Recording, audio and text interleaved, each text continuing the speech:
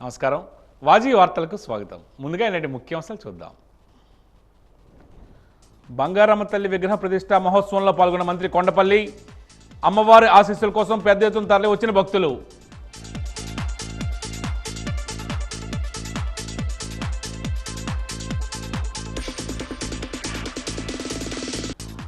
ఉభయ జిల్లాల్లో ప్రజా వింతుల పరిష్కార వేదికకు స్పందన. సమస్యలను సత్వరమే పరిష్కరించాలని ఆదేశం.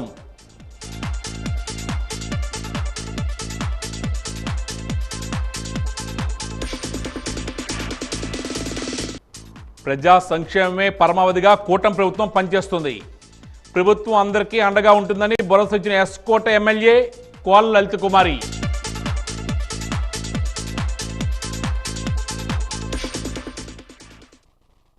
ఇక వివరాలకు వెళ్తే విజయనగరం జిల్లా బొండపల్లి మండలం ముద్దూరు గ్రామంలో వేంచేసి ఉన్న బంగారం తల్లి అమ్మవారి విగ్రహ ప్రతిష్ఠ మహోత్సవ కార్యక్రమంలో రాష్ట్ర మంత్రి కొండపల్లి శ్రీనివాస్ పాల్గొన్నారు. విగ్రహ ప్రతిష్ఠ నేపథ్యంలో ముద్దూరు గ్రామం మరియు సమీప గ్రామాల నుంచి వేలాదిగా భక్తులు తరలివచ్చారు. బంగారమ్మ తల్లి ఆశీస్సుల కోసం తండోపతండాలుగా తరలివచ్చి అమ్మవారి ఆశీస్సులు పొందారు. ఈ నేపథ్యంలో అమ్మవారి జై జయ ధ్వానాలతో ఆలయ ప్రాంగణం మారుమోగిపోయింది.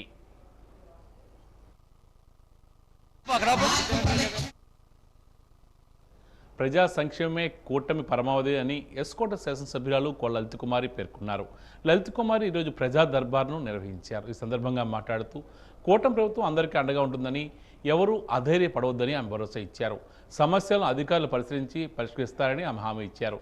పెన్షన్లు, కొత్త రేషన్ కార్డులు, ఇళ్ల స్థలాలు, ఎలక్ట్రికల్ సమస్యలు, హౌసింగ్ సమస్యలపై వింతలు అందాయి. ఈ కార్యక్రమంలో MPP Someswararao, vice MPP Sudharani, sarpanch Santosh Kumar తదితరులు పాల్గొన్నారు.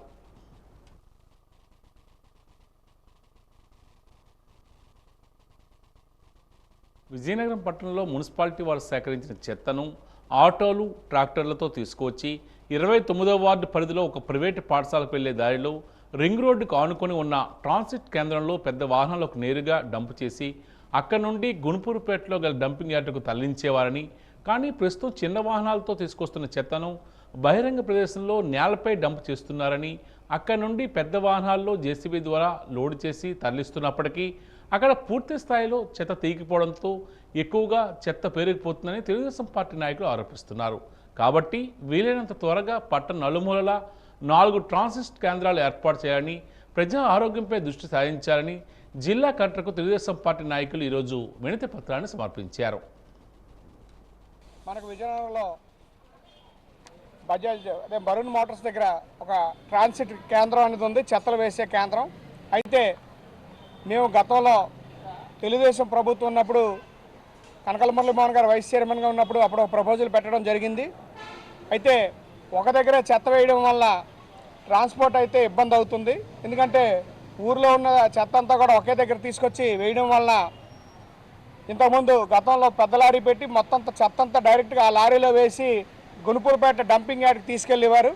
అయితే ఒక దగ్గర వేయడం వల్ల చెత్త ఎక్కువ అవుతుందనేసి ఊరికి 4 చోట్ల కూడా ట్రాన్సిట్ కేంద్రం పెట్టమని రిక్వెస్ట్ అప్పుడు మున్సిపాలిటీలో ప్రతిపాదించడం జరిగింది. అయితే ఎప్పుడైతే ఈ ప్రభుత్వం మారిందో, వైసీపీ ప్రభుత్వం వచ్చిందో, వారైతే పూర్తిగా నిర్లక్ష్యం చేసి గతంలో పెద్ద బళ్ళు పెట్టి చెత్త దాంట్లో డైరెక్ట్గా వేసి అక్కడి నుంచి తీసుకెళ్లేవారు. వారు ఏం చేస్తున్నారంటే ఆ చెత్తని కిందన పంపేసి మళ్ళీ దాన్ని జేసీబీ సాయంతో లారీలోకి అన్లోడ్ చేయడం అనేది డబల్ పనిగా కనిపిస్తుంది మనకి. అయితే ఇప్పుడు దాని నిమిత్తమే కలెక్టర్ గారికి గతంలో ఏదైతే మేము ప్రపోజల్ పెట్టామో దాన్ని ఇంప్లిమెంట్ చేయమని ఈరోజు కలెక్టర్ గారికి వినతిపత్రం ఇవ్వడం జరిగింది. ఆయన కూడా కమిషనర్ గారికి లెటర్ ఫార్వర్డ్ చేస్తూ వెంటనే ప్లేస్ చూసి వెంటనే ట్రాన్సిట్ కేంద్రం ఇంకో దగ్గర కూడా ఇంకో 3 చోట్ల కూడా పెట్టమని చెప్పడం జరిగిందని తెలియజేసుకుంటూ సెలవు తీసుకుంటాం. ప్రజా ఫిర్యాదుల విభాగానికి వచ్చిన వినతులను నాణ్యమైన, ఖచ్చితమైన సమాధానాలు ఇవ్వాలని, రీఓపెన్ చేసే పరిస్థితి లేకుండా చూడాలని జిల్లా జాయింట్ కలెక్టర్ సేతు మాధవన్ తెలియజేశారు. వింతులు వచ్చిన రోజునే అధికారులు ఓపెన్ చేయాలని సూచించారు. మొత్తం ఈరోజు 161 వింతులు అందాయి. వాటిలో రెవెన్యూ శాఖకు సంబంధించి 102 వింతులు వచ్చాయి. పెన్షన్లు మంజూరు చేయాలని 25 వింతులు, మున్సిపాలిటీకి సంబంధించి 14, పంచాయతీకి సంబంధించి 6, విద్యాశాఖకు సంబంధించి 4, వైద్య శాఖకు సంబంధించి 4 వింతులు ఈరోజు అందాయి.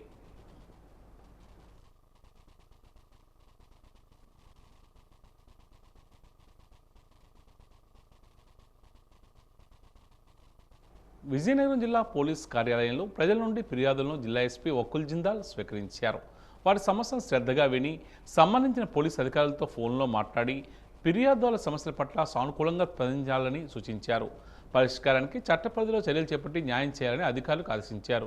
ఈరోజు మొత్తం 48 ఫిర్యాదులు రాగా అందులో భూమి తగాదాలకు సంబంధించి 21 ఫిర్యాదులు, కుటుంబ కలహాలకు సంబంధించి 3 ఫిర్యాదులు, మోసాలకు పాల్పడిన వారిపై 11 ఫిర్యాదులు అందాయి.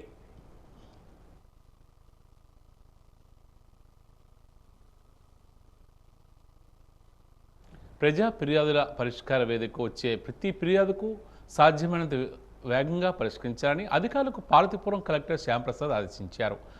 ఐటీడీఏ ప్రాజెక్టు అధికారి శ్రీవాస్తవ, జిల్లా రెవెన్యూ అధికారి కేశవనాయుడుతో కలిసి ప్రజల నుండి వినతులు స్వీకరించారు. పార్వతీపురం జిల్లాలో వివిధ ప్రాంతాల నుండి 105 మంది అర్జీదారులు జిల్లా కలెక్టర్కు తమ వినతులు సమర్పించారు.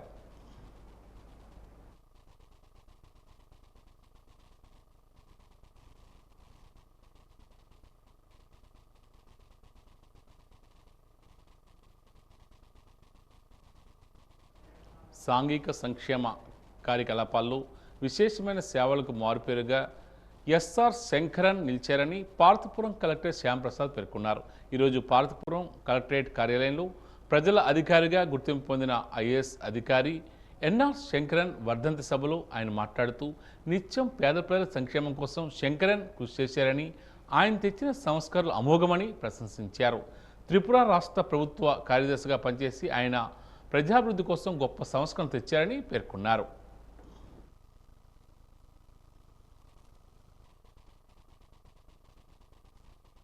బొబ్బిలి పట్టణంలో 100 సంవత్సరాల చరిత్ర గల సిబిఎం బాలికల ఉన్నత పాఠశాలకు సంబంధించి స్థలాన్ని అన్యాయంగా ఒక రాజకీయ నాయకుడికి పాఠశాల ట్రస్ట్ బోర్డుకు చెందిన వారు అమ్మేశారని దాన్ని ఖండించారు.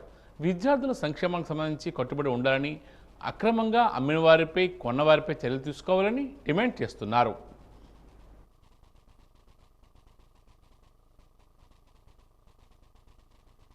బొబ్బిలి పట్టణంలో ఉన్నటువంటి సిబిఎం ఉన్నత పాఠశాలలో దాదాపుగా 100 సంవత్సరాల పైచిలికి చరిత్ర కలిగినటువంటి పాఠశాలను ఈరోజు రియల్ ఎస్టేట్లో పనిచేస్తున్నటువంటి వాళ్ళు అక్రమంగా కాకినాడ సిబిఎం ట్రస్ట్ నుండి తీసుకొని అమ్ముకోవడం జరిగింది.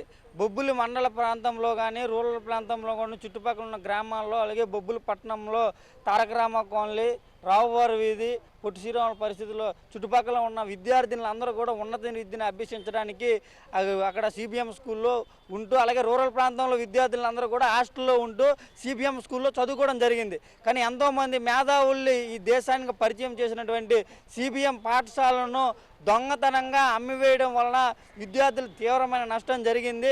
ఇప్పటికే ప్రైవేట్ కార్పొరేట్ కబంధ హస్తాల్లో ప్రభుత్వ విద్య అనేది కొట్టిమిట్లాడుతున్న తరుణంలో ఈ ఎయిడెడ్ సంస్థలన్నీ అన్ఎయిడెడ్ చేసి ఈ అన్ఎయిడెడ్లన్నీ పూర్తిగా మూసివేయడం వల్ల అక్కడున్న విద్యార్థులందరూ కూడా ఉన్నత విద్యకు దూరం అయ్యే చాలా ప్రమాదం అయ్యింది. అలాగే ఏదైతే ఈ నాయకులు కూడా దొంగతనంగా అమ్ముకుంటూ బొబ్బుల్లో రిజిస్ట్రేషన్ ఆఫీస్ ఉన్నప్పటికీ చీపురుపల్లిలో 5671/2023 డాక్యుమెంట్ నెంబర్ పేరుతో అమ్ముకోవడం జరిగింది. ఇటువంటి అమ్ముకోవడం వారి పైన కఠినమైన చర్యలు తీసుకోవాలి. చట్టపరమైన లీగల్పరమైన చర్యలు తీసుకొని మళ్ళీ సిబిఎం స్కూల్ని పునఃప్రారంభించి పూర్వవైపు పోయవలసిందిగా ఈరోజు డిమాండ్ చేస్తూ కలెక్టరేట్లో గ్రీవెన్స్లో మేము లెటర్ ఇవ్వడానికి ఈరోజు రావడం జరిగింది. ప్రధానమంత్రి విశ్వకర్మ యోజన పథకంలో లోపాలను ఎత్తి చూపడానికి జిల్లా కలెక్టర్కు 15 రోజుల క్రితమే వినతిపత్రం ఇచ్చామని బీసీజేఏసీ అధ్యక్షుడు గొల్లగాన రమేష్ కుమార్ యాదవ్ పేర్కొన్నారు. ఈరోజు కలెక్టరేట్ వద్ద ఆయన మీడియాతో మాట్లాడారు. ఈరోజు కూడా టైలరింగ్, తాపీ మేస్త్రులు కొంతమందికి ఇప్పటికీ లోన్లు శాంక్షన్ కాలేదని ఆరోపించారు. ప్రధానమంత్రి నరేంద్ర మోడీ కరోనా విపత్కర పరిస్థితుల్లో పేదరికానికి దిగువన ఉన్నవారికి 5% వడ్డీతో 2 లక్షల రూపాయలు అప్పు ఇవ్వడం ద్వారా ఆర్థికంగా భరోసా కల్పించేందుకు ఈ పథకాన్ని అందుబాటులోకి తెచ్చారని తెలియజేశారు. ఈ పథకంలో లోపాలను సరిచేసి అసలైన నిరుపేదలందరికీ ఈ పథకాన్ని అందుబాటులోకి తేవాలని డిమాండ్ చేస్తున్నారు. ప్రధానమంత్రి విశ్వకర్మ యోజన అనే పథకం ఉన్న లోపాలను ఎత్తి చూపడం కోసం కలెక్టర్ గారికి 15 రోజుల కింద వినతిపత్రం ఇవ్వడం జరిగింది. ఇంకా ఈ రోజుకి కూడా టైలరింగ్ మరియు తాపీ మేస్త్రులు ఏవైతే 18 వృత్తులు ఉన్నాయో ఈ వృత్తుల్లో భాగంగా ఇవి కూడా ఉన్నాయి. కానీ ఈ లోన్లు పూర్తి స్థాయిలో ఈ రోజుకి శాంక్షన్ అవ్వలేదు. అందుకనే టైలరింగ్ పెట్టిన మహిళల్ని తాపీ మేస్త్రుల్ని తీసుకొని ఈరోజు కలెక్టర్ గారిని కలవడం కోసమని రావడం జరిగింది. ప్రధానమంత్రి నరేంద్ర మోడీ గారు కరోనా విపత్కర పరిస్థితుల నుంచి అణగారిన వర్గాలని బిలో పవర్టీ లైన్లో ఉన్న వాళ్ళకి 2 లక్షల రుణం ఇవ్వడం ద్వారా 5% వడ్డీతో 2 లక్షల రుణం ఇవ్వడం ద్వారా వీళ్ళకి ఆర్థికంగా భరోసా కల్పించడం కోసం ప్రధానమంత్రి విశ్వకర్మ యోజన అనే పథకాన్ని రూపొందించడం జరిగింది. దీనిలో లోపాలను సరిచేసి కలెక్టర్ గారు విజయనగరం జిల్లాలో ఉన్న 70% పైన పేదలు ఉన్నారు, వాళ్ళకి న్యాయం చేస్తారని కోరుకుంటున్నాం. తన భర్త చనిపోయి సుమారు సంవత్సర కాలం అవుతుందని, ఇప్పటికీ పెన్షన్ రాలేదని కుమిలి ప్రాంతానికి చెందిన ఒక మహిళ ఈరోజు జిల్లా కలెక్టరేట్ వద్ద ఆవేదన వ్యక్తం చేశారు. ఈ సందర్భంగా మీడియాతో మాట్లాడుతూ ఆ రకంగా పెన్షన్ కోరుతూ కుమిలి ప్రాంతానికి చెందిన 8 మంది మహిళలు జిల్లా కలెక్టర్ కార్యాలయంలో ఈరోజు వినతి పత్రాన్ని సమర్పించారు. అనంతరం వారు మీడియాతో మాట్లాడుతూ ఒక వికలాంగ మహిళ ఇలా మరికొంతమంది వచ్చారని అన్నారు. వితంతు పెన్షన్లు కూడా ఇప్పించాలని అభ్యర్థిస్తున్నారు.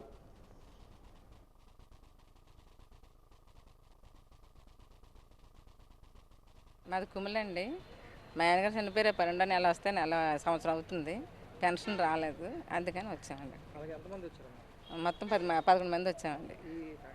పెన్షన్కి ఒక 8 మంది వచ్చారండి. వికలాంగ ఒక ఆవిడ, 60 సంవత్సరాలు అయిపోయిన వాళ్ళు ఒక 2 వచ్చారు. మా ఇద్దరు మేము ఉన్నామండి. కుమిలండి.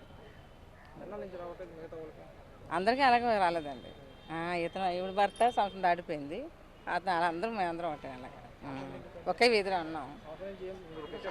పెట్టామని పెన్షన్, అప్పుడు పెన్షన్ పెట్టామంటే రాలేదు, అంటే వెలసిన దగ్గరకు వచ్చింది రాలేదన్నారు. అంతే, మరి వెళ్ళలేదండి. నేను వెళ్ళలేదండి. ఇంకా వెళ్ళకపోతే ఇప్పుడు ప్రెసిడెంట్ గారేమో ఫోన్ చేసి కలెక్టర్ ఆఫీస్కి వెళ్ళండి అమ్మ అంటే కలెక్టర్ ఆఫీస్కి వచ్చామండి. 2022లో అప్పటి ప్రభుత్వం పశుసంవర్ధక శాఖలో డ్రైవర్లుగా, హెల్పర్లుగా పనిచేస్తున్న వారికి రాష్ట్ర ప్రభుత్వం జీవో నంబర్ 7 పేరుతో సర్క్యులర్ విడుదల చేసిందని, ఇప్పుడు అధికారంలో ఉన్న రాష్ట్ర ప్రభుత్వం దాన్ని అమలు చేయడం లేదని సిఐటియు నాయకులు సురేష్ ఆరోపిస్తున్నారు. ఈరోజు కలెక్టరేట్ వద్ద ఆయన మీడియాతో మాట్లాడుతూ కష్టపడి పనిచేస్తున్న ఉద్యోగులకు ప్రతిఫలం దక్కాలని ఆయన అన్నారు. ముందుగా నిర్దేశించిన విధంగా జీవోలో చెప్పిన విధంగా ఒక్కొక్కరికి 18,500 రూపాయలు చొప్పున చెల్లించాలని డిమాండ్ చేస్తున్నారు.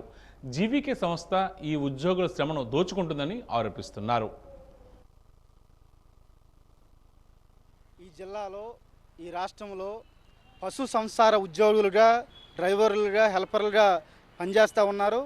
వీరికి రాష్ట్ర ప్రభుత్వం 2022లో అప్పుడున్న ప్రభుత్వం జీరో నెంబర్ 7 అనే సర్క్యులరు జీవో ఇచ్చింది. ఆ జీవోని ఇప్పుడున్న రాష్ట్ర ప్రభుత్వం, కూటమి ప్రభుత్వం అమలు చేయడం లేదు. ఈ ఉద్యోగులు 20 గంటలు కష్టపడుతూ ఉన్నారు, కష్టపడిన దానికి కనీసం ప్రతిఫలం అనేది ఇవ్వడం లేదు. జీరో నెంబర్ 7 ప్రకారం 18,500 రూపాయలు ఇవ్వాలి. కానీ జీవీటీ సంస్థ ఏదైతే సంస్థ ఉందో, ఈఎంఆర్ఐ సంస్థ, ఈ సంస్థ ఈ కార్మికులు, ఉద్యోగుల్ని శ్రమను దోచుకుంటుంది. జీరో నెంబర్ 7 ప్రకారం 18,500 ఇవ్వకుండా కేవలం 10,600 మాత్రమే ఇచ్చి ఈరోజు చేతులు దులుపుకుంటుంది. కనీసం పిఎఫ్ కట్టడం లేదు, ఈఎస్ఐ కట్టడం లేదు, ఈ ఉద్యోగులకి ఏ బాధ్యత పడడం లేదు. అందుకే ఈరోజు రాష్ట్ర ప్రభుత్వాన్ని, ఇప్పుడున్న అధికారులను మేము డిమాండ్ చేస్తున్నాం. ఖచ్చితంగా గత ప్రభుత్వం ఏదైతే జీరో నెంబర్ 7 ఇచ్చిందో ఆ 7ని ఈ రాష్ట్ర ప్రభుత్వం వెంటనే అమలు చేసి ఈ ఉద్యోగులను అర్థం చేసుకోవాలని చెప్పేసి, ఈ ఉద్యోగుల బాధల్ని కంటరించాలని చెప్పేసి ఈ సందర్భాన్ని మీడియా ద్వారా అధికారాన్ని, రాష్ట్ర ప్రభుత్వాన్ని డిమాండ్ చేస్తూ ఉన్నాం. ఎన్నికల్లో పోటీ చేయడం పాపమా, అదే నేరమా అని వారు ఆవేదన వ్యక్తం చేస్తున్నారు. పూర్తి వివరాల్లోకి వెళ్తే జామి మండలం నారాయణపురం గ్రామానికి చెందిన రామకృష్ణ మీడియాతో మాట్లాడుతూ ఊరంతా ఒకే కులమని, తాత ముత్తాతల కాలం నుండి అదే ఊర్లో వ్యవసాయం చేసుకుంటూ జీవిస్తున్నామని, ఇల్లు కట్టుకుని అదే ఊర్లో స్థిరపడ్డామని, గత పంచాయతీ ఎన్నికల్లో వార్డు సభ్యుడిగా ఇండిపెండెంట్ అభ్యర్థిగా పోటీ చేశానని, అదే సమయంలో పక్క గ్రామానికి చెందిన వ్యక్తి కూడా ఆ ఎన్నికల్లో పోటీ చేశారని, ఇప్పుడు కక్ష తీర్చుకుంటున్నారని ఆరోపిస్తున్నారు. తమ ఇంటి స్లాబ్ వేసుకొనివ్వకుండా అడ్డుకున్నారని, వారికి సంబంధించి సొంత స్థలాల్లో సీసీ రోడ్లు వేయించడం, దేవాలయాలు కట్టడం వంటి పనులు చేస్తున్నారని ఆరోపిస్తున్నారు. గ్రామంలో తమ కుటుంబంతో మాట్లాడేవారిని వెలివేస్తున్నారని ఆరోపిస్తున్నారు. ఈరోజు మానసికంగా చాలా కుంగిపోయి ఇబ్బందులు పడుతున్నాం. కానీ ఈ సమాజంలో ఎవరు ఎక్కడైనా పోటీ చేసుకోవచ్చు, ఎవరు ఏదైనా చేయవచ్చు. కానీ తప్పుడు పని చేస్తే దానికి చట్టానికి విరుద్ధం, కానీ చట్టపరంగా ఏ పని చేసుకోవచ్చు అని ఆ రాజ్యాంగం చెప్పి ఉంది. కానీ ఆ విధంగా మేము చేసిన చట్టానికి విరుద్ధంగా అయితే ఏం చేయలేదు. ఈ ఈ సమాజంలో ఇప్పుడు ఇది కుటుంబం నుండి వెలివేయడం అనేది ఎంతవరకు సమాజం అది ఇప్పుడు వచ్చి లేదు. ఇప్పుడు మోడీ గారి ప్రభుత్వం కానీ యువతల చంద్రబాబు నాయుడు గారి ప్రభుత్వం కానీ అటువంటివన్నీ సహకరించదనే ఉద్దేశంతో ఈరోజు ఈ ధర్నా చేయడం జరుగుతుంది. కానీ మనం చేసిన ఈ ధర్నా నిమిత్తం చేసిన ఫిర్యాదుపై ఉన్నతాధికారుల దృష్టిలోకి వెళ్ళి మాకు సరైన ఎంక్వైరీ చేయించి న్యాయం చేయిస్తారని మరీ కూర్చున్నాం. ఇటువంటి నీచమైన పనులు ఎప్పుడు ఇంకెప్పుడు జరగనీకంట చూస్తారని మరీ కూర్చున్నాం. ఇలాగా నేను ఒక్కడిని పోటీ చేశాను కానీ నా వెనకాతల 2 ఇల్లులు మాతోటి కలిసి ఉండడం వల్ల వాళ్ళని కూడా ఎంత దారుణంగా హింసించి ఇప్పటికీ నేటికి 10 సంవత్సరాల పైన అవుతుంది. 10 మంది రాక్షసులను నిర్జించినందున దేవి అనాదిగా దశ రూపాల్లో పూజలు అందుకుంటుంది. 10 మంది రాక్షసులను కఠినంగా సంహరించినందున ఆ దినాన్ని దశహరాని అంటారు. అది రాను రాను వ్యవహారంలో దసరా అయింది. ఈ నేపథ్యంలో వాజీ ఛానల్ అందిస్తున్న ప్రత్యేక కథనం మీకోసం. రాక్షస సంహారాల నేపథ్యంలో నవదుర్గల అవతారాల గురించి దేవీ భాగవతంలో చెప్పబడింది. నవదుర్గల అవతారాలైన శైలపుత్రి, బ్రహ్మచారిణి, చంద్రఘంట, కూష్మాండదేవి, స్కందమాత, కాత్యాయని, కాళరాత్రి, మహాగౌరి, సిద్ధిరాత్రి ఇలా నవదుర్గలకు నవరాత్రి ఉత్సవాలు నిర్వహించడం లోకాచారమైంది. 10 మంది ఘోర రాక్షసులను సంహరించడానికి శ్రీదేవి దశావతారాలు ఎత్తింది. మహాకాళి అయి మధుకైటబాదులను వధించింది. మహాలక్ష్మిగా మహిషాసురుని చంపింది. సరస్వతీదేవి అవతారంలో శుంభ నిశుంభులను సంహరించింది. రక్తదంతికగా రక్తదంతుడిని హతం చేసింది. శాకాంబరి అయి ప్రజలను కరువు నుండి కాపాడింది. యోగమాయ రూపంలో కంసవదకు కారకరాలైంది. దుర్గాదేవి అవతారం ఎత్తి దుర్మార్గుడైన దుర్గుణ్ణి హతమార్చింది. మాతంగియే తపస్సు చేసి శ్యామలాంబని మెప్పించింది. భీమాసురుని సంహరించి భీమాదేవి నామం ధరించింది. భ్రమరాంబ అవతారంలో అరుణాసురుని చంపింది. ఇలా దశ సంఖ్య గల రాక్షసులను నిర్జించినందున దేవి అనాదిగా దశరూపాల్లో పూజలు అందుకుంటోంది. ఈ క్రమంలో దేవి పైన పేర్కొన్న 10 మంది రాక్షసులను కఠినంగా సంహరించినందున ఆ దినాన్ని దశహరా అని అన్నారు. అదే రాను రాను వ్యవహారంలో దసరాగా మారింది. ఉత్తరాంధ్ర కడపవల్లి పైడితల్లమ్మవారి వనంగుడిలో వేంచేసి ఉన్న దుర్గాలమ్మవారి ఆలయంలో శ్రీ మహాచండీదేవి అవతారంలో అమ్మవారి భక్తులకు ఈరోజు దర్శనమిచ్చారు.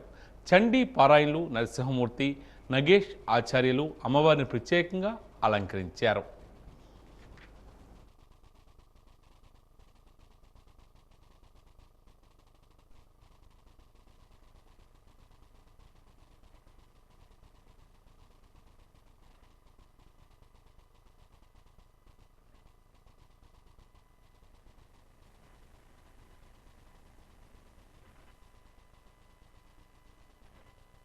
అమ్మవారికి ఈరోజు 5వ రోజు అమ్మవారికి మహాచండీగా భక్తులకు దర్శనమిస్తోంది.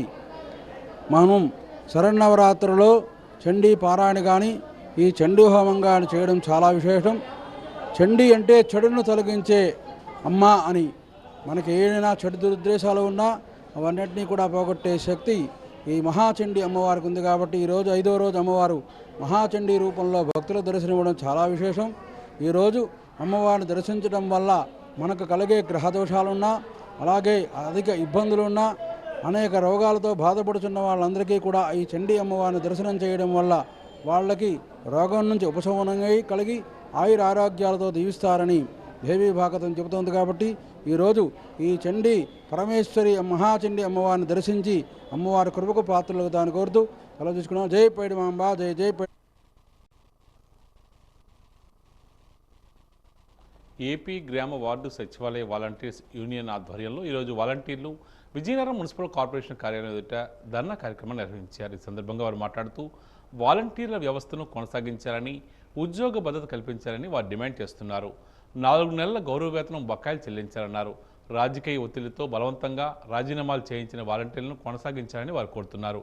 ఎన్నికల్లో ఇచ్చిన హామీ ప్రకారం 10,000 రూపాయల గౌరవ వేతనం పెంచి ఇవ్వాలని డిమాండ్ చేస్తున్నారు.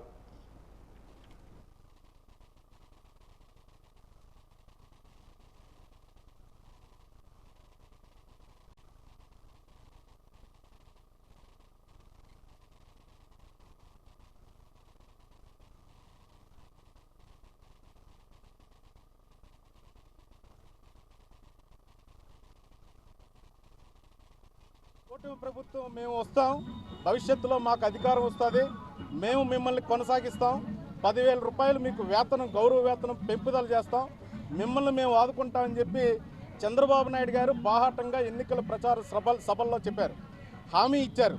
ఆయనకి ఇచ్చినటువంటి హామీ ఇప్పటికి 4 నెలలు కావస్తుంది.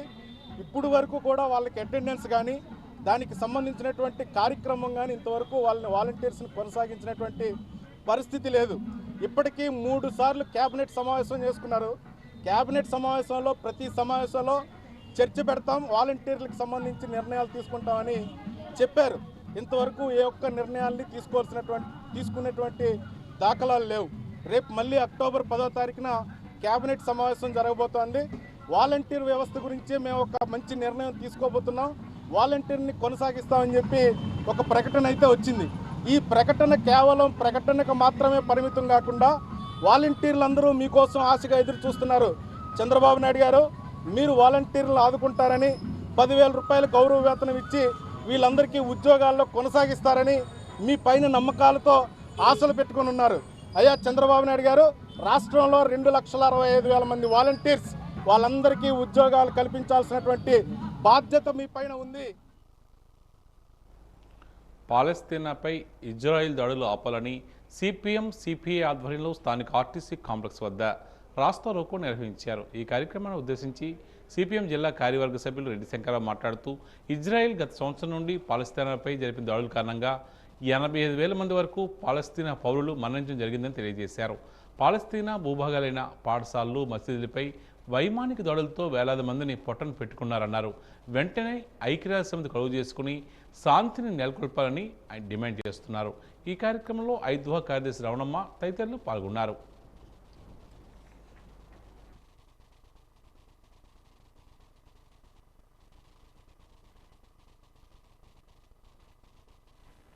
పాలస్తీనా పైన సంవత్సర కాలంగా ఇజ్రాయెల్ అమెరికా సహాయంతో దుర్మార్గంగా యుద్ధాన్ని ప్రకటించింది. ఈ దుర్మార్గమైనటువంటి యుద్ధం వలన 85,000 మంది చనిపోయారని ఈరోజు ప్రపంచ మీడియా సంస్థలు ప్రకటించాయి. ఇందులో వృద్ధులు ఉన్నారు, పిల్లలు ఉన్నారు, అలాగే గర్భిణీ స్త్రీలు ఉన్నారు. అయినా ఈ ఇజ్రాయెల్కి ఎటువంటి చలనము లేదు, మానవుల్ని చంపుతున్నామని చెప్పే జ్ఞానం కూడా లేదు. అటువంటి దుర్మార్గమైన యుద్ధానికి అమెరికా అత్యంత ప్రజాస్వామ్య దేశం అని చెప్పుకుంటున్న అమెరికా మద్దతు ఇవ్వడం ప్రపంచంలో అందరికీ సిగ్గుచేటు. ఐక్యరాజ్య సమితి తక్షణం కలుగు చేసుకొని ఇజ్రాయెల్ మీద వెంటనే చర్యలు తీసుకోవాలి, పాలస్తీనాకి అండగా నిలబడాలని చెప్పి సిపిఎం పార్టీ డిమాండ్ చేస్తూ ఉంది.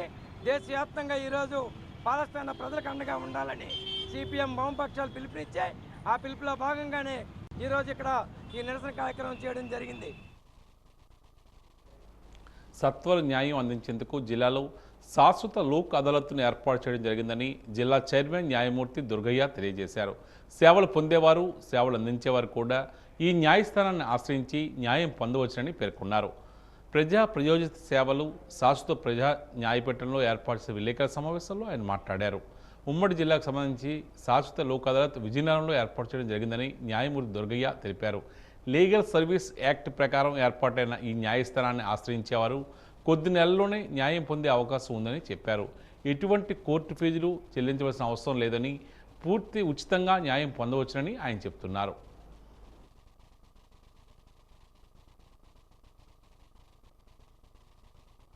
ఇన్ కేస్ అబ్బాయి బాగున్నాడు, కాలేజీ వాళ్ళు కట్టమని ఫీజు కట్టలేదు, వాడిని కక్ష తీసుకోవాలనుకున్నాంటే ఏం చేస్తారు? వాడిని కాలేజీ రాకుండా చేయటము, డిపార్ట్ చేయడం చేస్తారు. అన్యాయం కదా. Then the student can approach the forum. అది అన్యాయం. సమ్టైమ్స్ ఫీజు కట్టలేదు, కట్టకపోతే వాళ్ళు డిమాండ్ చేసిన ఫీజు కట్టకపోతే హాల్ టికెట్ ఇవ్వరు. అలా ఇవ్వకుండా ఉంటే ఇక్కడ రావచ్చు. అలా హాల్ టికెట్ ఇవ్వకుండా ఉండడానికి లేదు వాళ్ళకి. హాల్ టికెట్ ఇచ్చిన తర్వాత ఎగ్జామ్ రాసిన తర్వాత కూడా రిజల్ట్ డిఫర్ చేస్తారు కొన్నిసార్లు. అంటే రిజల్ట్ అనౌన్స్ చేయకుండా ఉండడం, ఇలాంటి పనులన్నీ చేస్తుంటారు. Then the victim can approach, student or parent can approach this forum. So education అంటే ఓన్లీ ఫీజు ఒకటే కాదు, ఇలాంటివి ఏమైనా కూడాను. లేకపోతే వీళ్ళు ఎవరినో బాయ్కట్ చేస్తున్నారు అంటే, స్టూడెంట్స్ బాయ్కట్ చేస్తున్నారంటే యాజమాన్యం వాళ్ళు దాన్ని ప్రొటెస్ట్ చేస్తే వీళ్ళు డ్యామేజ్ చేస్తారు. సమ్టైమ్స్ కాలేజ్ ఫర్నిచర్ డ్యామేజ్ చేయడము, ఆ మాస్టర్ని కొట్టడము, అది చేస్తే వాళ్ళు కూడా రావచ్చు.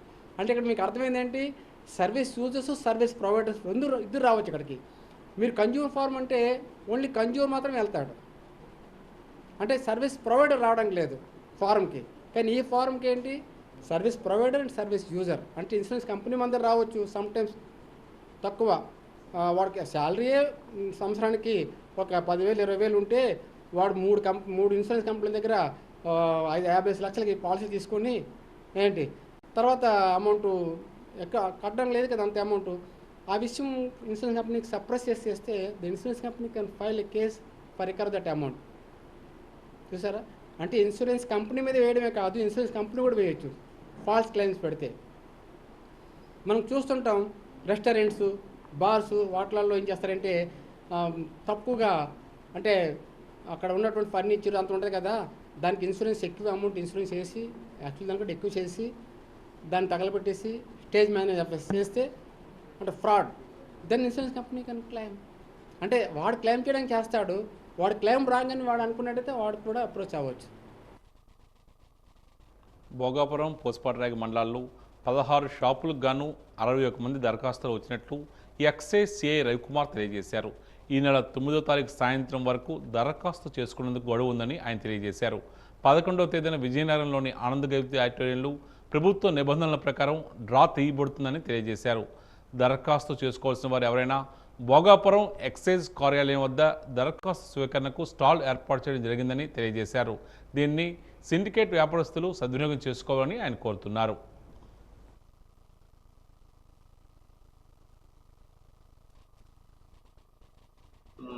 నూతన మద్యం పాలసీలో భాగంగా గజెట్ కలెక్టర్ గారి ఆదేశాల మేరకు విద్యుత్ చేయడం అయిందండి.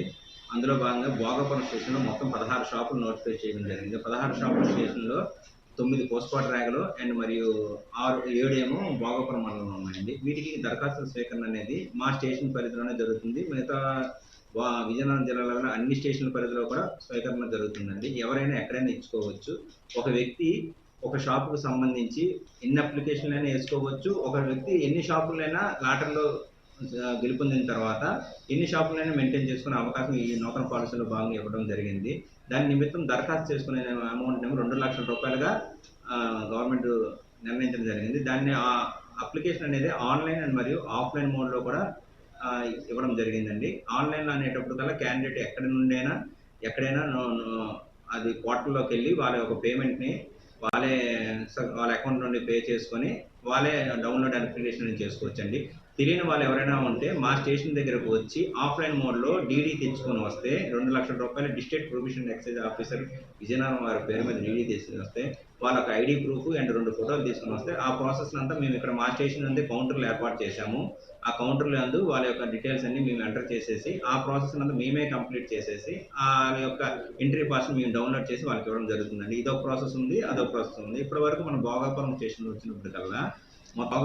వచ్చినప్పటికల్లా మాకు ఆన్లైన్ అండ్ ఆఫ్లైన్ అప్లికేషన్స్ కూడా టోటల్ ఇప్పటివరకు. విజయనగరం జిల్లా గైపునగరం మండలంలోని కొత్త శ్రీరంగరాజపురం గ్రామంలో ఈరోజు పిడుగుపాటుకు ఒక వృద్ధురాలు మృతి చెందగా మరో 6గురు తీవ్రంగా గాయపడ్డారు. పత్తి చేను పొలంలో పనులు చేస్తూ ఉండగా పిడుగుపాటుకు గురైంది. మృతురాలు కేఎస్ఆర్పురం గ్రామానికి చెందిన బూడి అప్పలమ్మగా గుర్తించారు. గాయపడిన వారు లింగావలస, గడసం గ్రామాలకు చెందినవారు.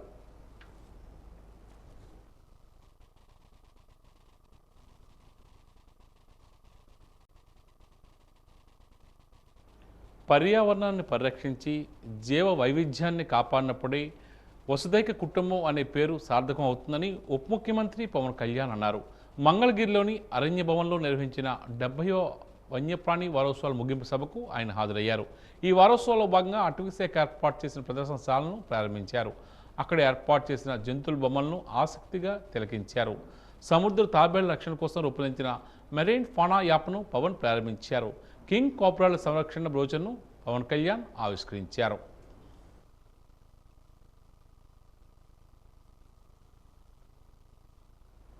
ఇక ఈనాటి వాజీ వార్త ముగించే ముందు ముఖ్యాంశాలు మరోసారి. బంగారమ్మ తల్లి విగ్రహ ప్రతిష్ఠా మహోత్సవంలో పాల్గొన్న మంత్రి కొండపల్లి. అమ్మవారి ఆశీస్సుల కోసం పెద్ద ఎత్తున తరలి వచ్చిన భక్తులు.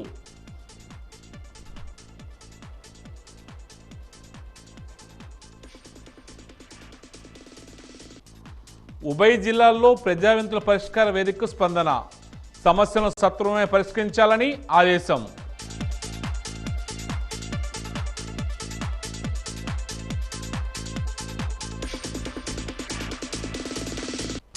ప్రజా సంక్షేమమే పరమావధిగా కూటమి ప్రభుత్వం పనిచేస్తుంది. ప్రభుత్వం అందరికీ అండగా ఉంటుందని భరోసా ఇచ్చిన ఎస్కోట్ ఎమ్మెల్యే కోల లలిత కుమారి.